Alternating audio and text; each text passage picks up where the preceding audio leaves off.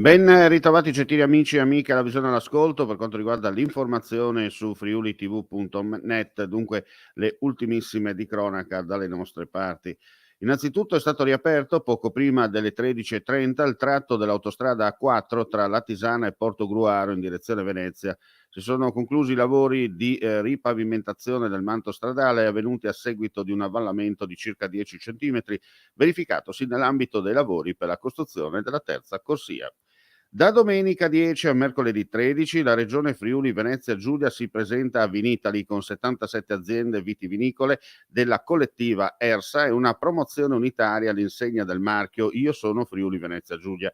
Il programma dei 4 giorni alla Fiera di Verona e le strategie regionali sono stati illustrati stamani a Udine dagli assessori alle risorse agroalimentari, forestali, ittiche e montagna Stefano Zanier e all'attività produttiva e turismo Sergio Emilio Bini nel corso di una conferenza stampa nella sede udinese della regione Friuli Venezia Giulia. E ora cambiamo completamente argomento, parliamo di turismo e per la precisione di rilancio della zona di Bordano. Assessore Piazzimenti, oggi a Bordano per valutare la possibilità di un intervento che potrebbe essere sostenuto attraverso la norma per i grandi eventi. Sì, questo è il classico esempio con cui possiamo sostenere questi tipi di interventi. Riusciamo probabilmente a mettere a posto una strada che ha delle difficoltà, che ci sono dei pericoli, per cui riusciamo con questa norma fatta ad hoc per questi tipi di eventi a metterla a posto e renderla sicura e quindi poter fare questo evento che diventa un evento non solo per il territorio ma per tutto il Friuli Venezia Giulia.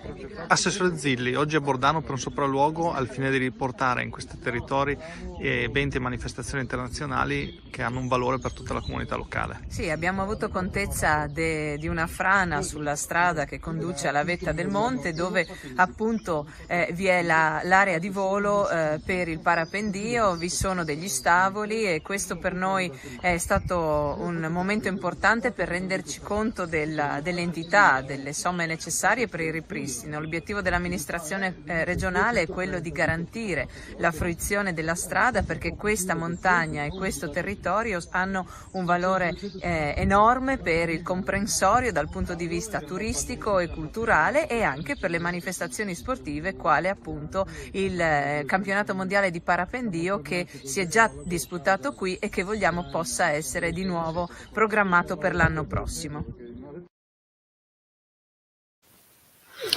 Domani alle 11 in Sala Iace a Udine si terrà la conferenza stampa di presentazione dell'evento Trofeo Internazionale delle Aquile Friuli Venezia Giulia, che avrà luogo nel capoluogo friulano presso il Palasport Benedetti dal 22 al 24 aprile. L'evento è organizzato dal Comitato regionale del Friuli Venezia Giulia della Federazione Pugilistica Italiana e vedrà la partecipazione di 4 nazioni: l'Italia, composta da atleti regionali e nazionali, l'Irlanda, la Polonia e l'Albania. E con questa notizia chiudiamo qui questa edizione live del pomeriggio. Ulteriori news come sempre sul nostro sito friulitv.net e sulle pagine social a noi collegate. Grazie per la visione e l'ascolto e non resta che augurare a tutti voi un buon proseguimento di giornata. Vuoi assaggiare una birra dove al suo interno scopri la specialità tipica friulana? Lumi Beer, il prodotto ricavato in 20 ettari di terreno coltivato orzodistico, biodiversità, performance ambientale.